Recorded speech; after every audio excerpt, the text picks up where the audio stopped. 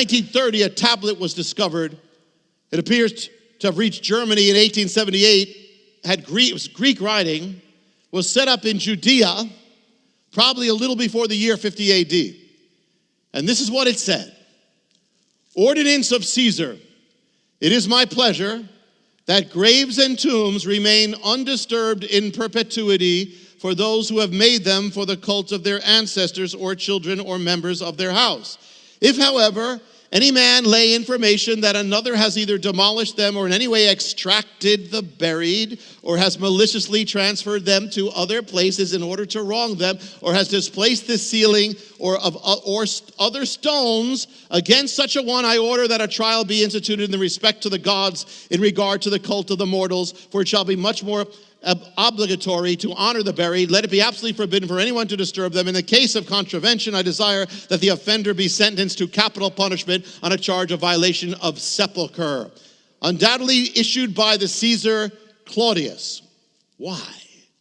Was there a problem in Israel where people were removing bodies from tombs?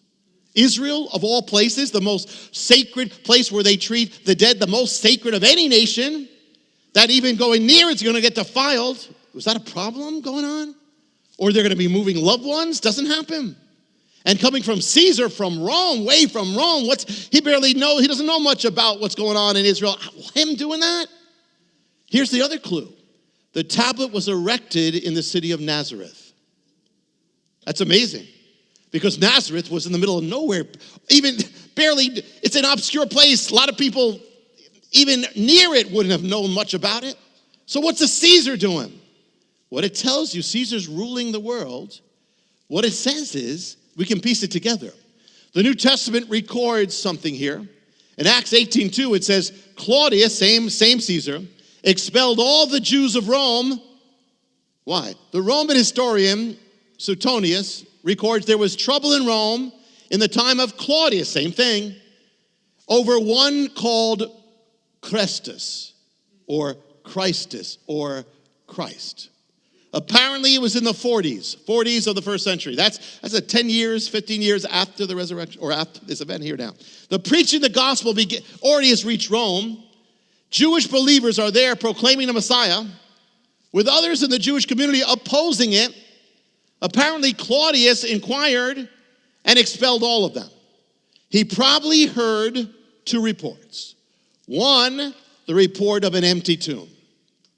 Two, the counter charge that was come up with saying that they stole the body. So he sent a decree to Judea, to Nazareth. Why Nazareth? Because he heard Jesus of Nazareth. And he was confused, so he put it there. They thought it was happening there. It matches Matthew that says the first charge was this charge. Now it's an amazing thing. Because this is like, it's not only, these are non-Christian witnesses of this, and then there's even hostile witnesses when you're in court, and you can take a hostile witness, and they can actually bear witness of the event, then you've won the case. In the rabbinical writings, in the Talmud, it gives history, and it also gives that. Now, the rabbis were against this. We don't read this for any spiritual truth, but they have interesting historical revelations here. And here, listen to this. They often spoke of Jesus in code. And in one passage, they called him Balaam, because in their eyes, he caused Israel to go astray in their eyes. Now, listen to what it says. It says they put him to death when he was about 33 years old. But then they say something. Listen to this. This is mind-boggling. It's in there. It's in their writings. I don't know if they realize it. It says, listen, woe to him who makes himself alive again. Woe to him who makes himself alive again. And then it goes on, by the name of God. Now that's kind of like shooting yourself in the foot. You're coming against someone because they made themselves alive again. I mean, once they make themselves alive again, the game is over. That's Messiah. That's in there. It's like they're not wanting to, but they're bearing witness of the resurrection. What do we learn? The very first charge, the best they had, was the disciples stole the body. But when you actually hold this up to the light, then you see how strong our faith is. The charge doesn't hold up at all. The charge is nothing. It doesn't hold up against the resurrection at all. But then what? It's very significant. The charge is actually very significant. Because the very first charge, listen, against the resurrection by those who were there, who try to fight it, actually bears witness of one thing. They bear witness, think about it, it's bearing witness that the tomb was empty. This was the earliest charge, but the best they came up with. They are confessing that the tomb was empty. Even tomb was empty. Now listen, I mean, you know just by that.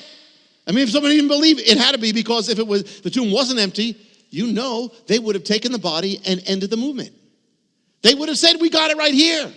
And they were in possession of it. The Sanhedrin Romans, they had it. They had guards around it. Yet the best they could do is saying the tomb was empty. From the enemies of the gospel. It's absolute. No question. That's absolute. They're shooting themselves in the foot again. Because they would have done everything in their power to stop the movement. And all they had to do was show their body. That's it. And they had it, and they clearly had possession. They clearly had the power. But the fact is, they couldn't produce it. It would have been so easy. End the movement. The tomb was empty. So this actually first charge actually does that. But then there's more. Because if the tomb was empty, and they had all the power, then how did it become empty? How? It couldn't be natural because they had the power. They were outside. So what happened? So what they're actually bearing witness to is the tomb was empty, and the people who wanted it full, they're confessing it was empty. Even with Roman soldiers, even with all their political power, who made it empty? Who moved the stone? Because what they're saying is it's empty, and it had to be supernatural. Because in the natural, it doesn't work that it could ever be empty. There's no way. And yet it's empty. So who moved the stone? God moved the stone. That's why they couldn't explain it. That's why they had to come up with that. The first charge against the resurrection proves the reality of the resurrection. The very first opponents of the gospel actually become proponents of the gospel. Because you cannot do that. Number one, tomb is empty. Number two, it was supernatural. To find out how you can receive more of Jonathan's teachings, to receive special free gifts, or get in touch, go to hopeoftheworld.org or call toll-free 1-800-YESHUA-1. That's hopeoftheworld.org or call 1-800-YESHUA-1. That's 1-800-937-4821. You can also get more at Jonathan Cahn's Facebook page or write us direct at Hope of the World, Box 1111, Lodi, New Jersey 07644, USA. Hope of the World is dedicated to the goal of spreading God's Word and salvation to every land and people. We do this by spreading the Word throughout the world and sponsoring compassion projects to the most poor and needy around the earth.